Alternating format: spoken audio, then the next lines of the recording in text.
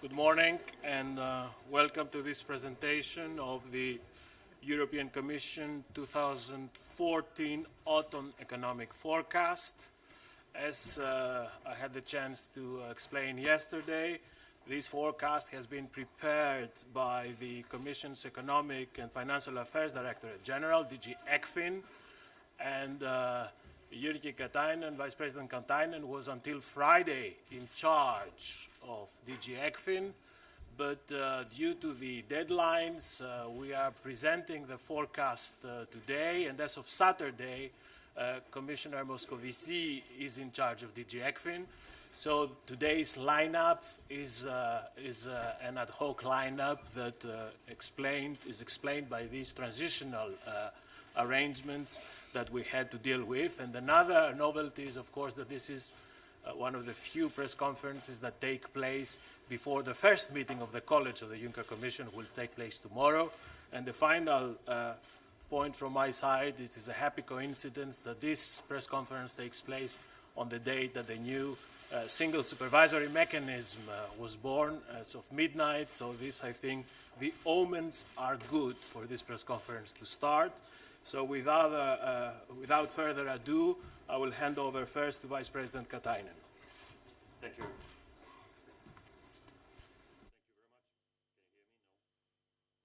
Yes. Yeah. Okay, thank you very much, Margaritis. Good morning, welcome here. It's nice to be here for the first time with Pierre. It means that la Commission nouvelle est arrivée. I'm more than happy to hand over to you, Pierre, to this responsibility, and we will continue to work very closely, even though the portfolios are different. The forecast is about facts and figures, and it offers the Commission's understanding of the economic environment that will guide our further work. For the new Commission, this is a new start, and we are presenting today the situation as it is at the moment. And we will soon be presenting specific initiatives to improve it. I also must say what we will not to do today is making any announcements on assessments. This also applies to our analysis of national draft budgetary plans or any possible steps under the excessive deficit procedure. The Commission will publish its opinion on the draft budgetary plans by the end of November. When looking at the first slide, it will show that the global GDP growth turned out considerably lower than expected in the first half of this year. This was mainly due to the weakness in some advanced and emerging economies, but also the rising geopolitical tensions in Ukraine and in the Middle East. Mirroring the evolution of global growth, world trade weakened significantly earlier this year, as we can see from the graph, revealing a steep contraction of trade flows in emerging markets. Despite a big up since the summer, the forecast for trade growth has been revised down. As we see from this next slide, the less favorable global economic conditions have negatively affected the confidence in the past few months. Economic sentiment, as measured by the Commission's Economic Sentiment Indicator, had been declining since spring in both EU and Euro area. This decline reflected relatively broad-based developments across countries. In October, however, the index stabilized in both regions, and it is now again above its long-term average. Despite this recent pick-up, confidence indicators are consistent with the very modest GDP growth in the second half of this year. Moving on, there are some EU-specific factors that are holding back growth. Country-specific factors are contributing to the weaknesses of economic activity in the EU and the Euro area in particular. Such factors include, first, deep-seated structural problems that were already well known before the crisis. Second, the public and private debt overhang. Third, ongoing financial fragmentation related to sovereign debt crisis. And fourth, unfinished and uncertain reform agenda in some of our member states. Obviously, the impact of these factors differs substantially between countries contributing to macroeconomic differences within the EU.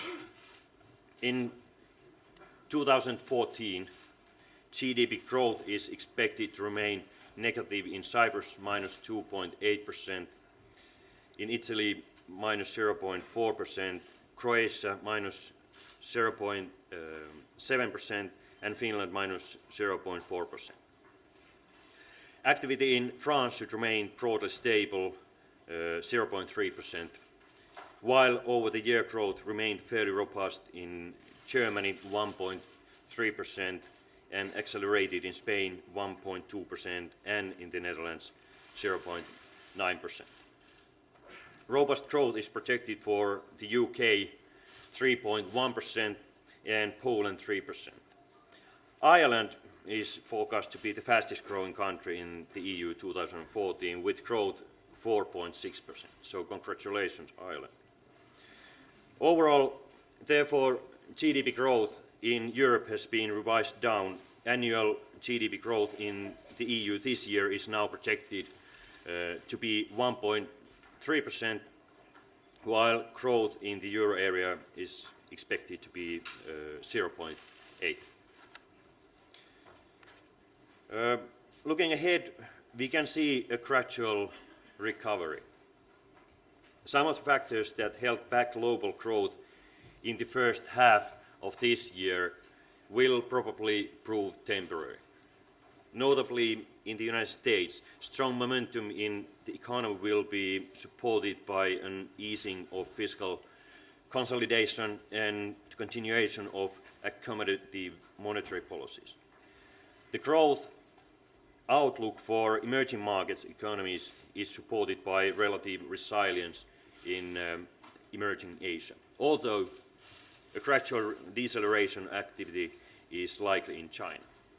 Overall, world GDP growth this year is now expected at 3.3%, increasing to 3.8% in 2015 and 4.1% in 2016. In Europe, economic activity should also gradually strengthen over the course of next year and accelerate further in 2016. This pickup will be driven first by the legacy of crisis fading away, second, structural reforms starting to bear fruit, third, labour market improving, and fourth, by the presence of more supportive policies and financing conditions. Against this background, growth in EU is forecast to rise to 1.5% next year and then increase modestly to 2% in 2016. While in the euro area, growth is forecast to reach 1.1% and then 1.7%. Despite the recent turbulence, financial market conditions remain overall favorable. Monetary policy in euro area has become more accommodative, and some member states outside the euro area have also cut the interest rates. As can be seen on these graphs, bond spreads in vulnerable member states have overall continued to tighten, and corporate bond yields have followed sovereign yields down. These benign developments are starting to translate into decreasing financial fragmentation and lower financing costs for firms. Increasing financing conditions, however, continue to differ widely across member states. The ECB comprehensive assessment of European banks has shown good progress with the strengthening of bank balance sheets. The remaining needs for additional capital appear manageable. This should help in removing credit supply constraints where they are still an issue. In this slide, we can see that a turning point in euro area loan dynamics seems to have been reached in the second quarter of the year.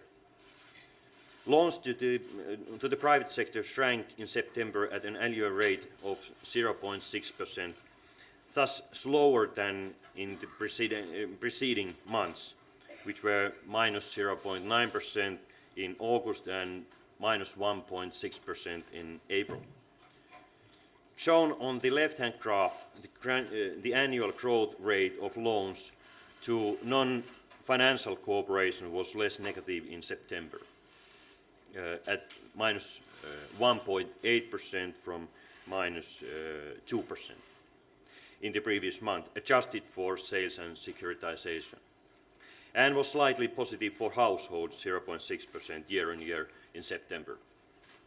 The October 2014 ECB Bank Lending Survey signaled further improvement in both supply and demand for loans. For the third quarter of 2014, banks reported continued net easing of credit standards for both enterprises and households. Demand was reported to have risen for all type of loans.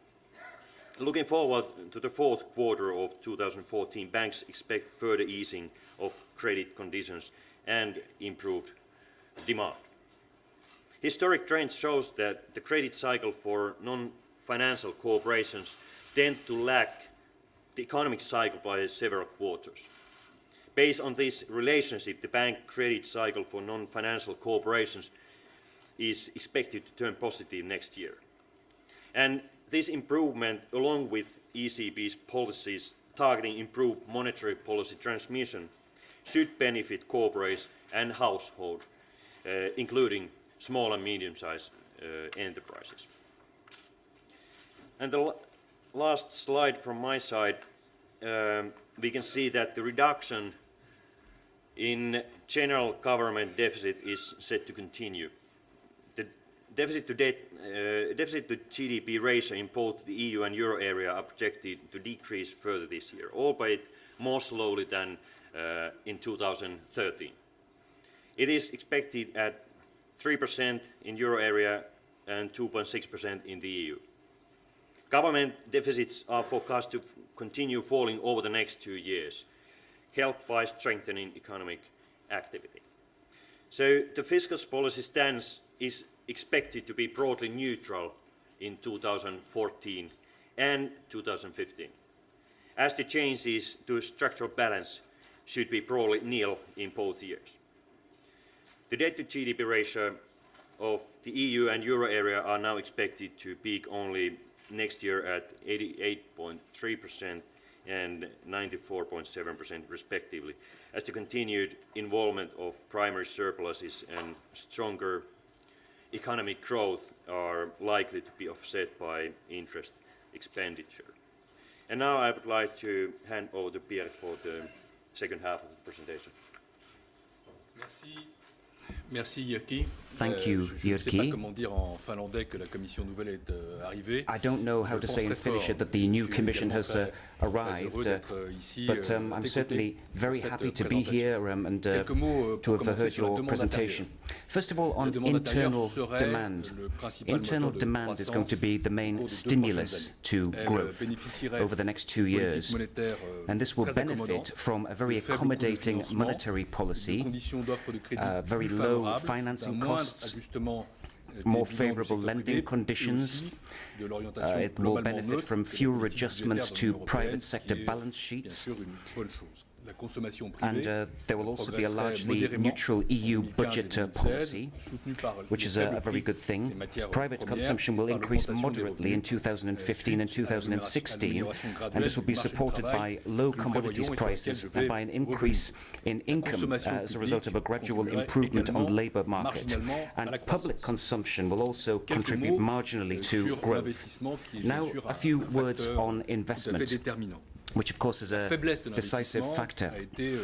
Low investment has been one of the main causes for the low growth rate that we've seen in recent years. And as you can see on this graph, investment is still considerably lower than the level it was at before the crisis. And that goes for the whole of the EU and also for the Eurozone. And this is not something that is specific just to the most vulnerable countries. And one of the boxes in our publication explains that the low investment is a reflection of weak growth in demand, low usage rates for production capacity, economic uncertainty, political uncertainty, and in some countries financial constraints, and the will of companies to reduce their high debt rates. So an acceleration in investment is essential in order to bring about a more noticeable recovery. And that's what the investment plan is all about, of course. According to our forecasts, private investments should gradually progress, because we're expecting an improvement in demand prospects. But in the short term, the surplus production capacity that we see will continue to weigh heavily on investment. In terms of investment in equipment, that should speed up in 2016 thanks to an increase in growth, whereas investment in construction will be re-established in a more constant way, but a more moderate way. I'd like to move on to the labour market now in English. The market in the EU is progressing, but remains subdued because of the weakness of economic activity. The current pace of economic activity does not allow for rapid and massive absorption of excessive capacities. Employment growth in 2014 and 2015 is thus, as you know, expected to be limited. Supported by the economic recovery and the moderation of wages in past wages increase, employment growth should gain speed in 2016.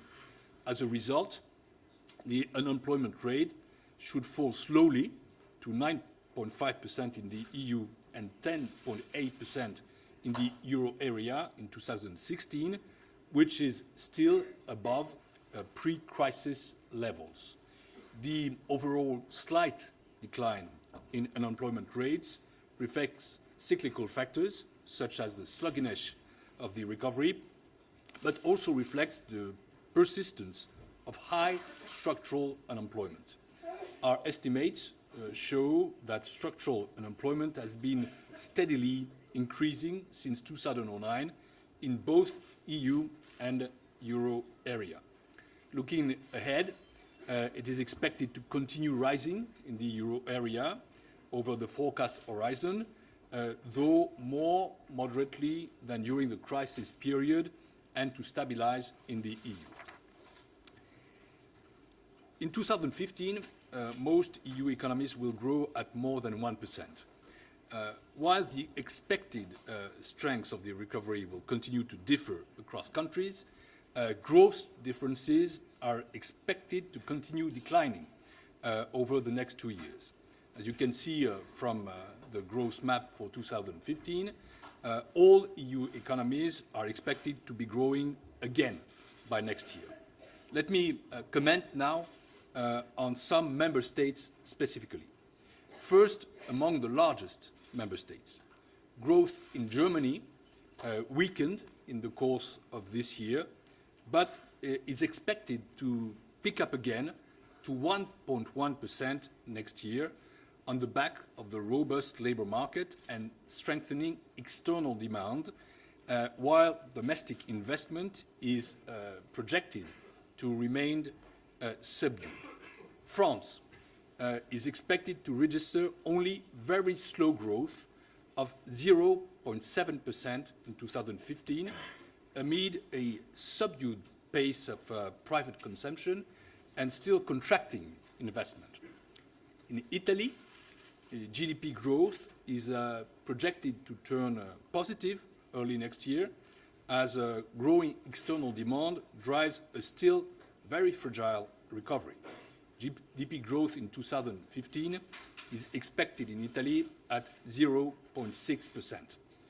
In Spain, GDP growth is set to accelerate again to 1.7% next year, supported by employment growth and easier financing conditions.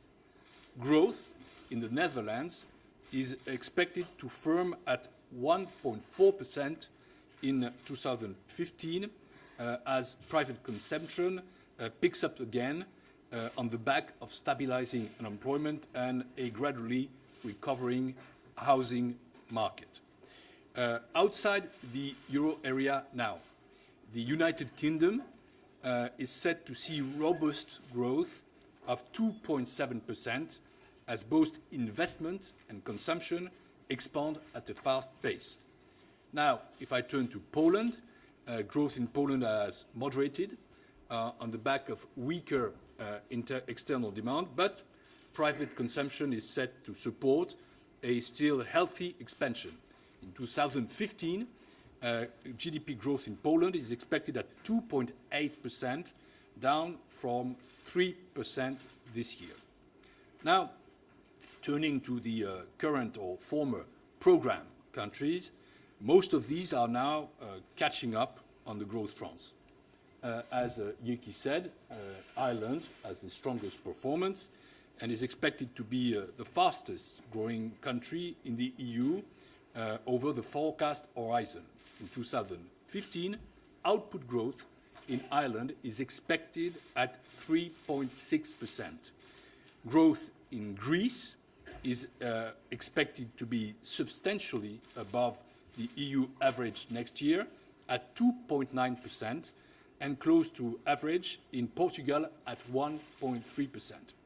In Cyprus, the downturn this year is expected to be less severe than previously forecasted, and a modest recovery is expected to begin in 2015, with output growth expected at 0.4%. Of course, we need to bear in mind that faster growth in these countries has to be seen against the backdrop of the large output losses during the crisis. But it still remains a very encouraging signal that adjustment and reform process is now clearly working. Finally, in most of the member states that joined the EU in the past decade, output is growing faster as the process of real convergence has resumed. On slide 14, you may see that differences in labour market performances across member states remain sizable, but have started narrowing, thanks to improvements in so-called stressed countries. Looking ahead, the differences are expected to continue narrowing over the next 2 years, although we must acknowledge that they will remain very large. Unemployment rates are expected to range from around 5% in Germany to still over 20% in Greece and Spain in 2015. Now, about inflation. The trends towards lower inflation in EU member states has continued lately.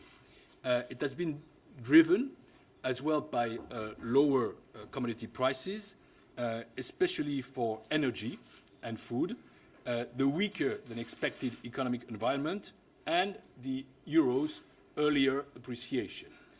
Some member states also experience very low or even negative inflation rates as part of their necessary adjustment process. In the near term, weak output and weak commodity prices should continue to dampen inflation over the rest of 2014. As economic activity gradually strengthens and wages rise, however, inflation should increase, also fueled by the fading impact of low energy prices and slightly higher import prices due to the depreciation of the euro now. inflation is now forecast to be around 1.5% this year, but to rise to about 1% in 2015 and 1.5% in 2016. One word about the risks to the growth outlook. Downside risks to the growth outlook still dominate, in particular related to geopolitical tensions, possible market reactions to the normalization of monetary policy in the US, and also risks related to the pace of reform implementation in Europe. Risks to the inflation outlook remain, I would say, balanced, while some downside risks appear to be more acute than previously assessed. Others have partly materialized and been incorporated into the central scenario. Let me conclude here by saying that there is no single and no simple answer. The economic recovery is clearly struggling to gather momentum in much of Europe. We believe that it is essential that all levels of government assume their responsibility and mobilize both demand and supply side policies to boost growth and employment. There is no magic bullet. There is no simple answer. All member states need determined structural reforms, credible fiscal policies, and clear support to investment. For the euro area in particular, policies will be most effective if they are closely coordinated. Our first priority now is to boost investment, to kickstart growth, and sustain it over time.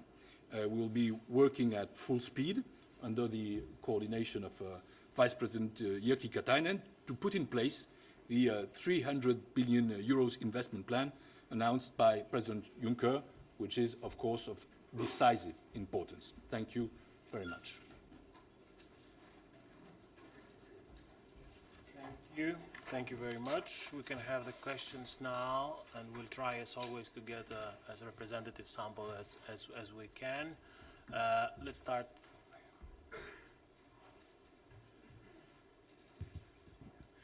Juan Sander Melando from the Spanish news agency Europa Press. You are reducing the forecast for Spain for next year from 2.1 that you forecast last spring to only 1.7 that you are forecasting now. I would like to know the reasons why. I would like to know as well if you think that the recent wave of scandal corruptions in Spain and the events surrounding a possible independence referendum in Catalonia are risks for the recovery.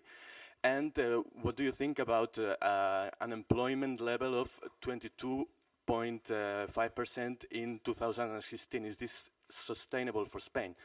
And only one last question, if I may. The deficit, you are forecasting that Spain is not going to comply with the deficit neither of the 3 years. Do you expect the government to take more adjustment measures? Thank you. These are many questions. We won't answer to them all. Just one word about the GDP growth forecast. Quarterly GDP figures for the second quarter of this year have surprised on the high side. They unveiled stronger than expected growth of private consumption and of investment in equipment and construction. Although we envisage some deceleration over the second half of the year, the effect of the two first quarters entails a strong carry over that explains the upward revision for the year as a whole. The downward revision for 2015, however, is explained by three main elements. Firstly, the carryover from the last two quarters of 2014. Secondly, lower growth in the main euro area's economies is set to rein in Spanish exports, and finally, higher fiscal effort as new information on fiscal plan is now available. In case of Spain, we know that structural reforms are now starting to bear fruit, especially in the labor market, and can explain to a large extent the recent resilience of activity. Moreover, higher growth also stems from a more pronounced improvement in financing conditions and confidence. The other factors that you mentioned are clearly of high political importance, but we cannot comment on the impact of those factors on the economic forecast. Bruno.